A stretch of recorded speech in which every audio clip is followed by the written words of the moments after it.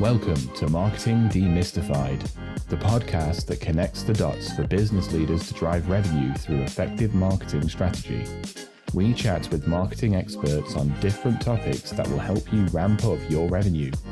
We stream live on LinkedIn, Twitter, and YouTube, and you can listen to us on your favorite podcast platforms. Marketing Demystified, the podcast, is presented to you by GrowGetter, your partner in growth marketing. And here's today's episode. Hello, everyone. Are you ready to be inspired, informed, and empowered to transform your marketing game? You're in the right place. Welcome to Marketing Demystified. I'm your host, Demystified, CEO and co-founder of GrowGetter, your growth marketing partner. Getting noticed in email inboxes can feel like trying to be heard at a rock concert. We all know those emails that instantly get deleted or forgotten. And then there are ones we can't help but open and act on. But what makes the difference? That's what we're exploring today with Auroriele, a certified email strategist who's mastered the science of standing out in cluttered inboxes. Auroriele helps B2B SaaS companies transform their messaging from easily overlooked to impossible to ignore. Welcome to the show, Auroriele. Hey, how are you today, Jen? Doing very well. So excited to have you on today. This topic is so important, and I think something everybody is struggling with. I'm so excited to dig into this with you today. Me too.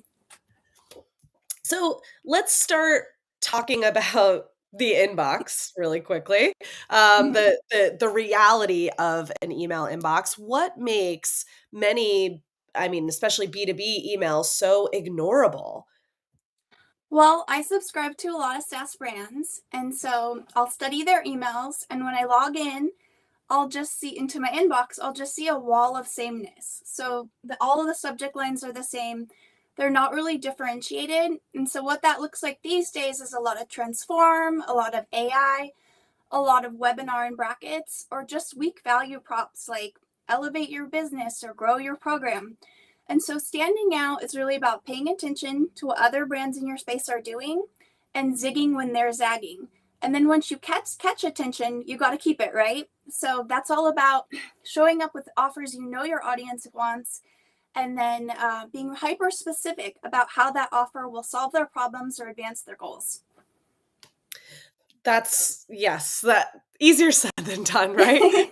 Sounds so simple when you put it that way. I think it's really interesting what you say about paying attention to what your competitors are doing. Like, how do you recommend staying up to date on what others are saying and what's happening in other people's inboxes, especially when, you're not competing for your direct competitors' attention in inboxes. You're competing with everybody who's trying to get that same person's attention.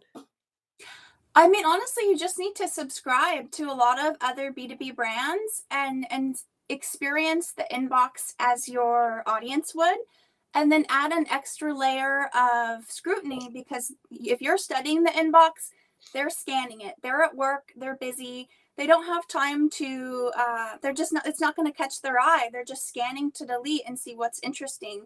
So you really just need to have a lot of empathy for your audience.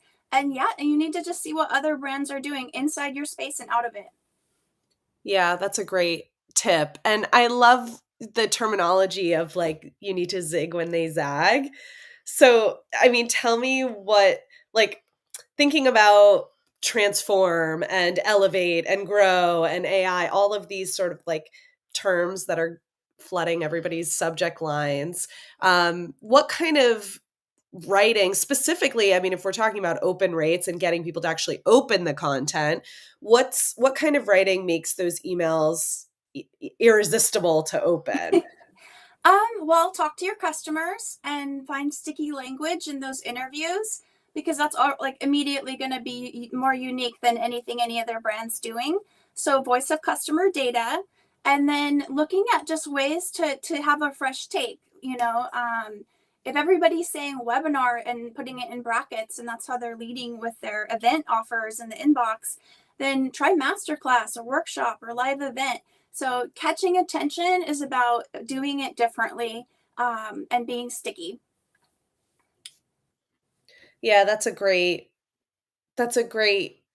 tip. Like there's no magic formula basically. It's Mhm. just doing something that's different, that's going to stand out. How do you think about testing those things? Cuz like the event invite for example that you just mentioned, like if everybody's talking about webinar, try masterclass or try live or try something else. What do you think about like what are your tips for testing those things out to find what's working? Oh, well, A/B testing. So yeah, you can A/B test your subject lines, your body copy, headlines, CTAs, and you just kind of have to test and see what's resonating with your audience most. So yeah, testing is your go-to, and you can always do surveys too, and see what your audience wants to hear more of. Yeah, for sure. So tell me now, once you've gotten people to open, that's the hardest part, right? Like getting people to open the emails. For sure. But once you've gotten them in there, what are some tips you have for getting people to actually read the content and then take some action?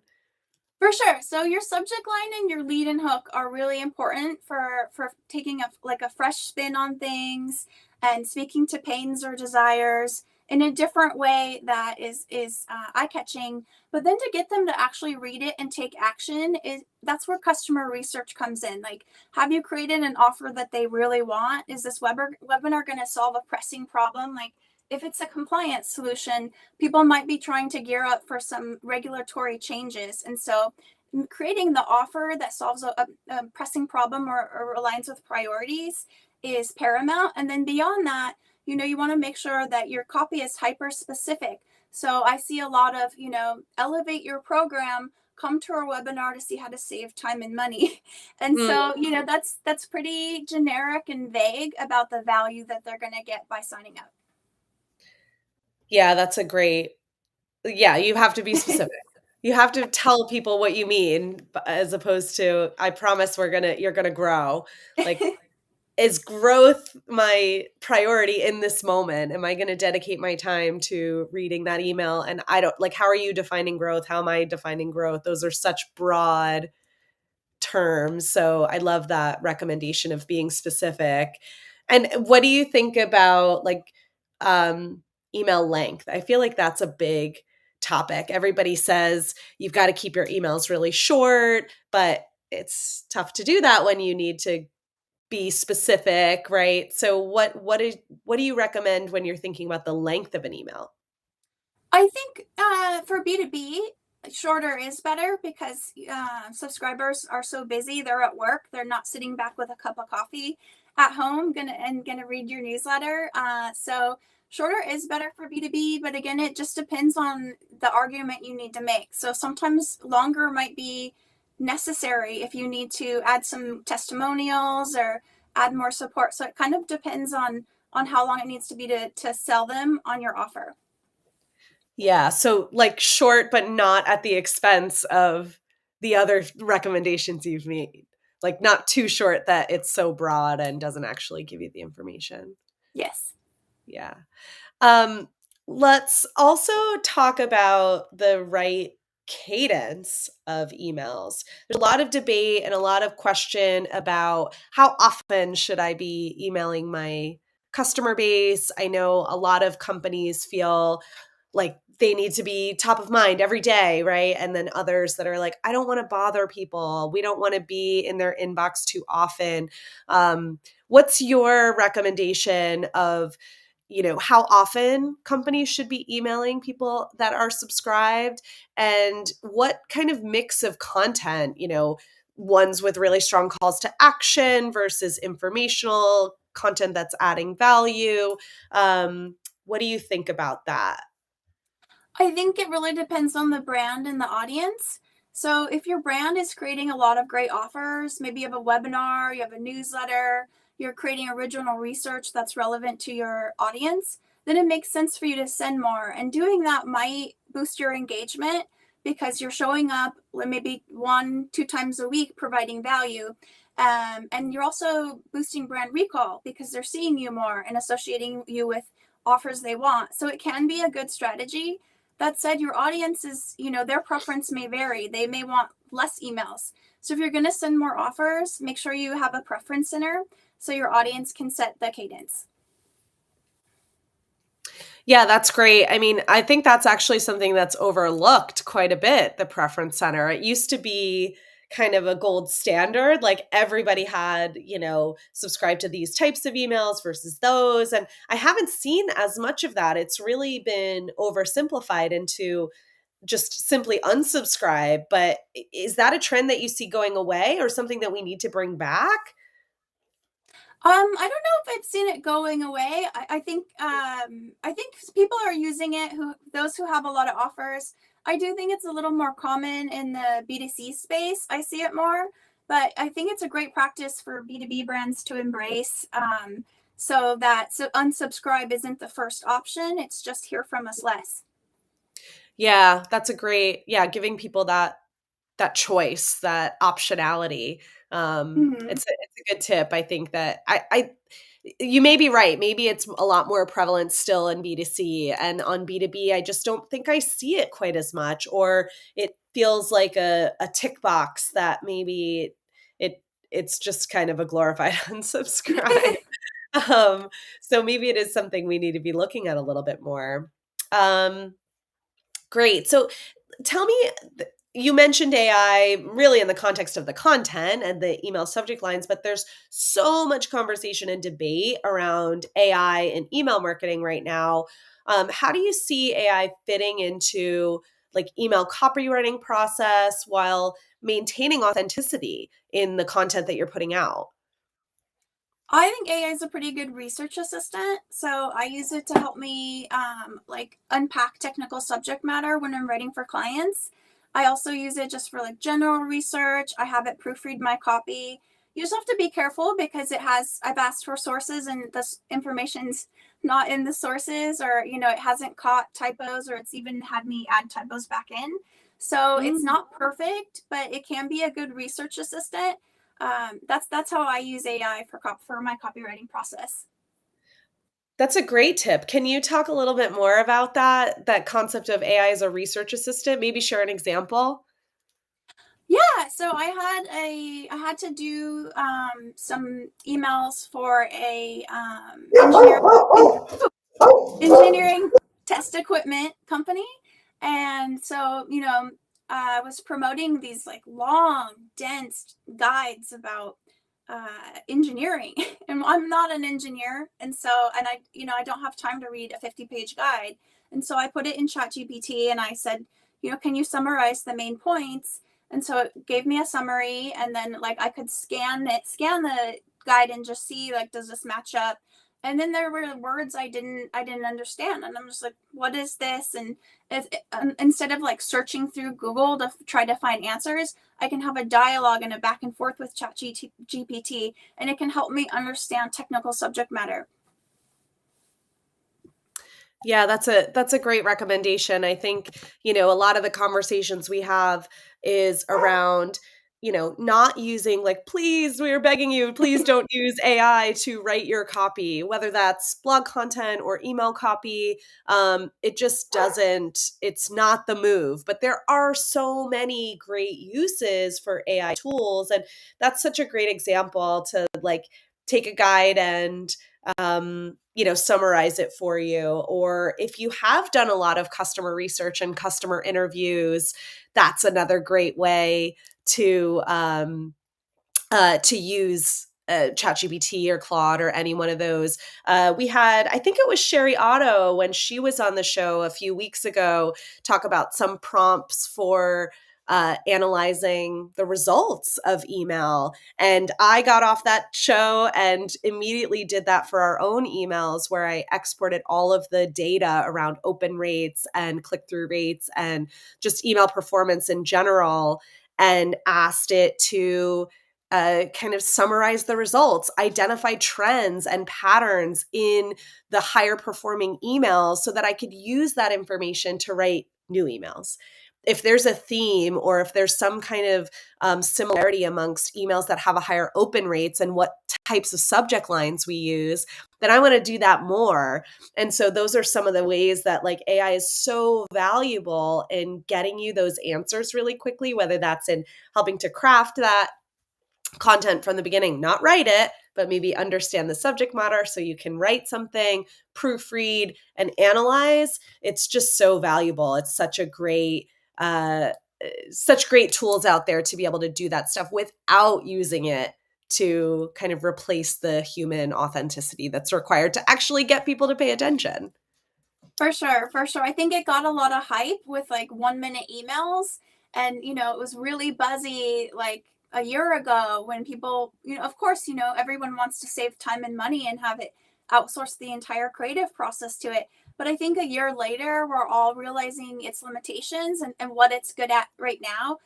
Everyone's saying it will get better and we'll see if it does. But right now, it's a much better research assistant and just general assistant. Yeah, absolutely. Let's talk about marketing automation platforms, so HubSpot or any of the other similar ones. But as a certified strategist, how do you leverage the HubSpot platform or other similar to it to enhance your email performance?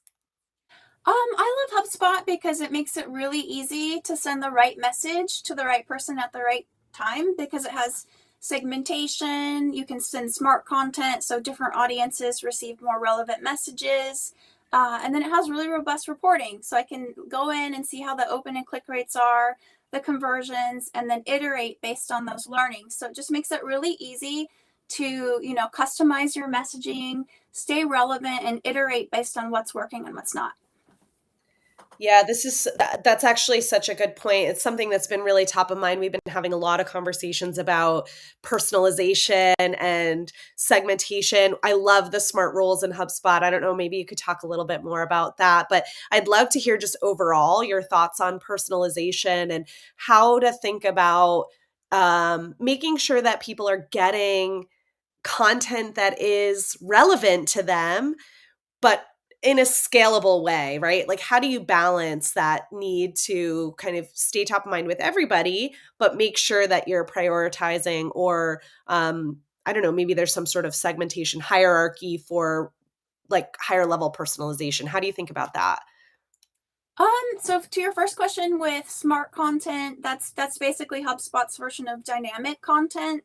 So, Mhm. let's say you have an audience in manufacturing and an audience in healthcare, then maybe you customize like portions of that email. Like let's say you're talking about the problem and you find like specific statistics for manufacturing and specific ones for healthcare. And so that section of the email you would just customize for each audience, and then based on that segment, they would receive the most relevant message. So that's what the smart content is. And then as far as personalization, I think a lot of brands stop at personalization tokens. They'll put like the subscriber's first name in the subject line, and in the body copy, and maybe customized by like the company name. But you can really go beyond that, and it's more about the segmentation. So, a great example is it's not B2B, it's B2C, but during this last election, I got a lot of emails and I did donate to a candidate. But then I got, for two months more emails saying I didn't donate. And so that's as simple as having, a tag put on me when I convert and I donate, and pulling me out of that sequence trying to get me to donate, and putting me in another one asking for a second donation and thanking me for my first. So there's back end segmentation you can do to make sure you're pulling subscribers out of sequences when they convert, or just sending the right message at the right time. Yeah, I think that's so important because when somebody gets an email saying that I've gotten this too with like, empty cart emails or abandoned cart, I should say, where I actually did purchase the item. Maybe I changed my email address through in the process or, something, or I came from a particular source and then ended up on a different domain or, browser or something like that, and you continue to get these abandoned cart emails. You're like, I already placed that order and received it. So Yeah. there's something, it's almost like not even the fact that it's like, I notice less the fact that it's personalized. I notice more when it's not, when it's done poorly, when you miss that opportunity. Just like you were saying, I already made a donation and you know that Yeah. about me. Yeah, and it just immediately feels like you don't get me. You don't know me. Like I just bought from you. I just donated. And for me, I know on the back end that what they can do to prevent these kind of messages from happening. So it just seems kind of like, very simple things they could do to improve the experience. Yeah, for sure. And so having the right tools in your pocket, like a HubSpot or a Pardot or a Marketo or whatever you're using for your email, there's a lot of opportunity to tag people, to segment them, to put them on different lists, and if not actually personalizing, make sure you're not sending them the wrong message at the wrong time, because that can definitely um, give people a poor experience. It's one thing if you're sending a sort of a broader, more informational, value add type of piece of content that could be relevant for anyone. But I think that's such an important tip there, to make sure that you're um, uh, keeping track of people's behavior and knowing that, like, what to communicate with them when. And some of this is like, I mean, you started off this way talking about understanding your audience and understanding their preferences and what they care about and how they talk. But also understanding their behavior is really important too, to make sure that you're not giving them a poor experience with email. For sure, for sure. Yeah.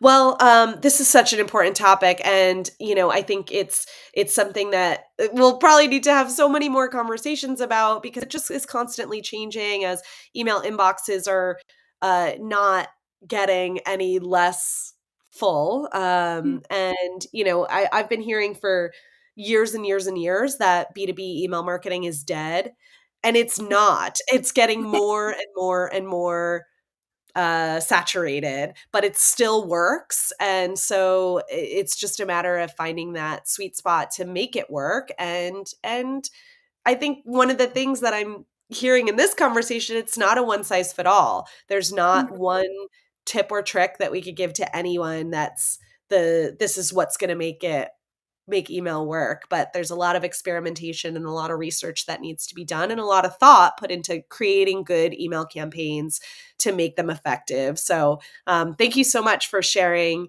your expertise on the subject. And I hope everybody's out there testing and trying out some different email tactics to get Yeah. noticed. Well, thanks so much for having me. It was great chatting with you today. Yeah, you as well. Thanks everyone for listening.